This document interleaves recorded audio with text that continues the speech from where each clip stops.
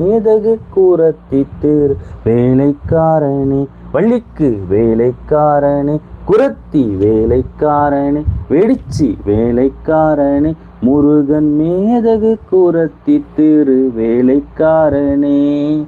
ஆனபய பக்தி வழிபாடு பெரும் முக்தியது வாகனிகள் பக்தச்சன வாரக்காரனும் முருகன் மேதகு கூரத்தி திரு வேலைக்காரனே.